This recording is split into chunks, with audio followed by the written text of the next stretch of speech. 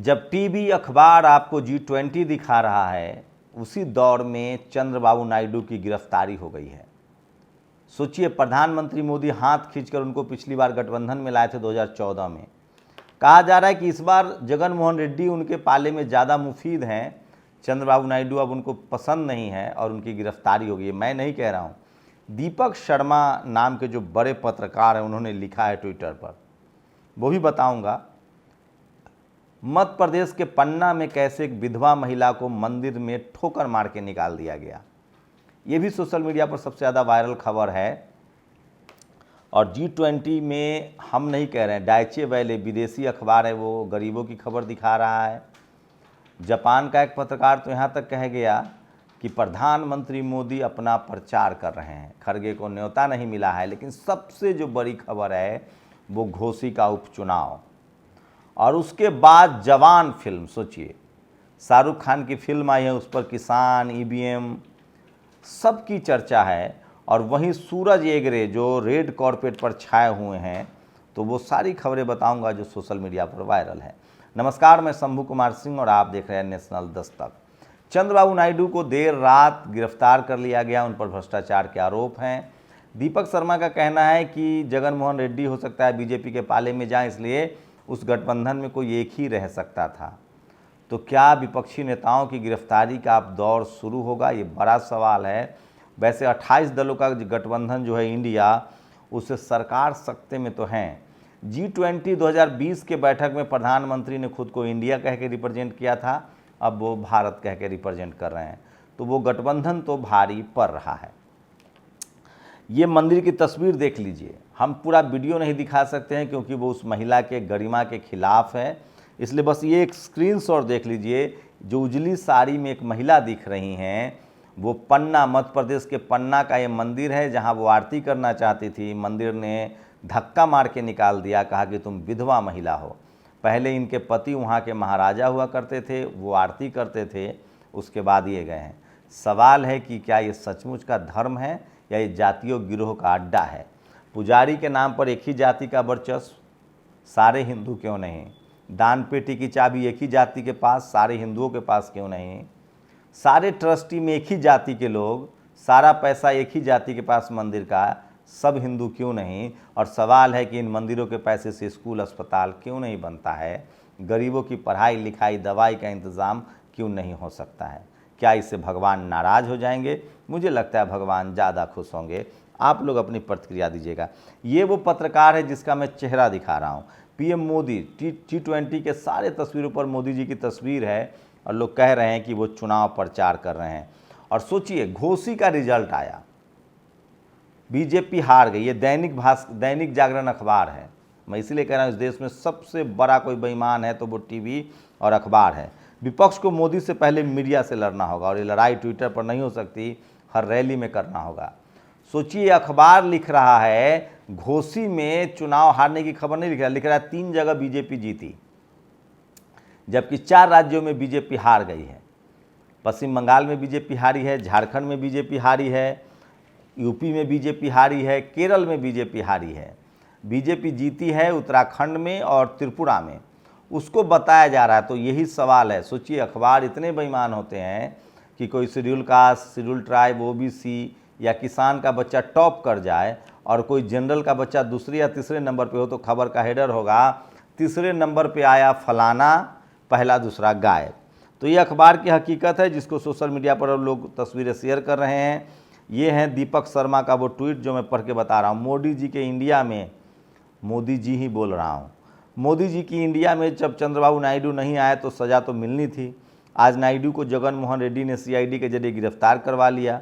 अगर नायडू बाबू NDA में आ गए होते तो आज उनकी जगह जगन मोहन गिरफ्तार करके जेल भेज जाते। साहब की सियासत बहुत सरल और सपाट है, मेल या जेल। तो ये पत्रकार हैं, ये बहुत गंभीर आरोप लगा रहे हैं। जुड़ेगा भारत, जीते इंडिया, जीतेगा राहुल गांधी का ये सोशल मीडिया पर ट्वीट आया है। और सुप्रिया श्रीनेत कह रही हैं, अगर चरण चुंबक मीडिया न होता तो हेडलाइन होती, इंडिया ने दी NDA को ज़बरदस्त पटखनी। 6 राज्यों की 7 विधानसभा सीटों पर उपचुनाव हुए हैं, 7 में से 4 सीटें इंडिया के उम्मीदवारों ने जीती है। घोसी पुथुपल्ली केरल, डुमरी झारखंड, धूपगिरी पश्चिम बंगाल, बागेश्वर उत्तराखंड एनडीए जीता है, बोक्सानगर त्रिपुरा और धानपुरा त्रिपुरा जीता है। फिर कहूँगी टीवी स्टूडियो में बैठकर राजनीति टिप्पणी करने वाले देश की जनता का मूड नहीं भांप रहे हैं। मैं फिर कह रहा हूँ, ये जो सवर्ण नेता किसी भी पार्टी के हों, उनको सच्चाई नहीं दिखती है कि ये गोदी मीडिया नहीं है, ये मोदी मीडिया भी नहीं है, मनुवादी मीडिया है। और राहुल गांधी ने आरोप लगाया है कि जीओआई की बैठक से पहले जीओआई ने, गवर्नमेंट ऑफ इंडिया ने गरीबों को हटा दिया है, जानवरों को हटा दिया है, जो सोशल मीडिया पर सबसे ज़्यादा पॉलिटिकल वायरल खबर है। और ये हैं यासिका दत्त नाम की कोई महिला जिन्होंने मायावती जी पर अभद्र टिप्पणी की है, जिसको लेकर इस सोशल मीडिया पर सबसे ज़्यादा वायरल है। और बाबा साहब का एक कोट द मुकनायक ने ट्विटर पर डाला है, अगर हिंदू राष्ट्र बन जाता है तो बेशक इस देश के लिए एक भारी खतरा उत्पन्न हो जाएगा। हिंदू कुछ भी कहें, पर हिंदुत्व, स्वतंत्रता, बराबरी और भाईचारे के लिए खतरा है। हिंदू राज को हर कीमत पर रोका जाना चाहिए। ये डॉक्टर अंबेडकर की राय है।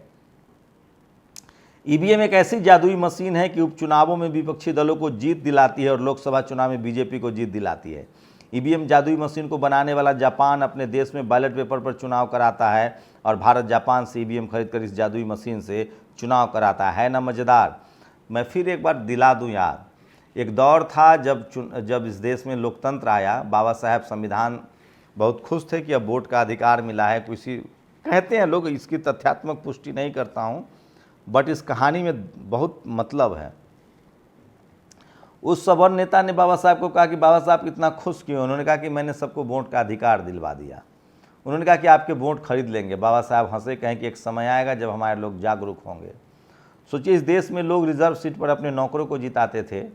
चलता रहा, ये 80 के दशक तक चला। मान्यवर कांसी राम साहब आए, जगदेव प्रसाद आए, कर्पूरी ठाकुर आए, रामस्वरूप वर्मा आए, सोहनलाल पटेल जैसे नेता आए, और तब कहा जिसकी जितनी संख्या भारी उसकी उतनी हिस्सेदारी। उसके बाद कांग्रेस ईवीएम लेकर आ गई। पहले उन्होंने अपने नौकरों को जिताए, फिर उन्होंने वोट डालने नहीं दिया, बूथ लूटे। फिर जब बहुजन समाज चुनाव लड़ने लगा तो ईवीएम लेकर आ गए। देखते हैं बहुजन समाज क्या करता है। देर सवेर इतनी समझदारी आ जाएगी 80-85% लोगों में कि पार्टी कोई हो, कैंडिडेट SC ST OBC होगा, क्योंकि 90% वोट उसी के हाथ में है। तो आंध्र प्रदेश के पूर्व सीएम चंद्रबाबू नायडू गिरफ्तार हो गए हैं, ये बड़ी खबर है। और राष्ट्रपति के डिनर में लगभग 6 मुख्यमंत्री नहीं आ रहे हैं, अलग अलग उनकी वजह हैं और सोशल मीडिया पर वो वायरल खबर। और ये देखिए, कैलाशनाथ यादव, तो समाजवादी पार्टी का लगातार आंदोलन जारी है और घोसी की जीत ने उसे बूस्टर डोज बना दिया है। और सोचिए किस तरह से अखिलेश यादव का जो फॉर्मूला है पीडीए का, वो काम करके उन्होंने कहा है कि पिछड़ा, दलित, अल्पसंख्यक का ही हमें वोट चाहिए। पीडीए फार्मूला पर वो काम करें। देखते हैं वो कितना पीडीए को टिकट देते हैं। और मल्लिकार्जुन खड़गे को न्योता नहीं मिला है डिनर का। लोग कह रहे हैं कि शेड्यूल कास्ट है, इसलिए तो ऐसा नहीं हुआ है, मुझे नहीं पता। और जवान में किसानों की बात है, जवान में स्वास्थ्य सेवाओं की बात है, तो मैं उस पर भी बात करूंगा। तो ये सबसे ज़्यादा सोशल मीडिया पर वायरल खबरें हैं जो मैं आपको बता रहा हूं। और घोसी सीट में चौथे नंबर पर नोटा रही है। बीएसपी सुप्रीमो ने कहा था कि अगर आप वोट नहीं दे सकते हैं तो नोटा पर वोट दीजिए। तो ये तमाम बड़ी खबरें हैं जो आज सोशल मीडिया पर वायरल है। G20 बैठक को लेकर टीवी अखबार प्रधानमंत्री को विश्व गुरु कह रहा है। भारत विश्व गुरु है, प्रधानमंत्री विश्व गुरु है? अपनी प्रतिक्रिया जरूर दीजिए। शुक्रिया। नेशनल दस्तक की आपसे गुजारिश है कि अगर इसको बचाना चाहते हैं तो नेशनल दस्तक को सब्सक्राइब करने के लिए रेड कलर के सब्सक्राइब बटन को दबाएं, फिर बेल आइकन की घंटी दबाएं। नेशनल दस्तक को बचाने के लिए बहुत जरूरी है कि हर खबर को शेयर करें, लाइक करें, कमेंट जरूर करें।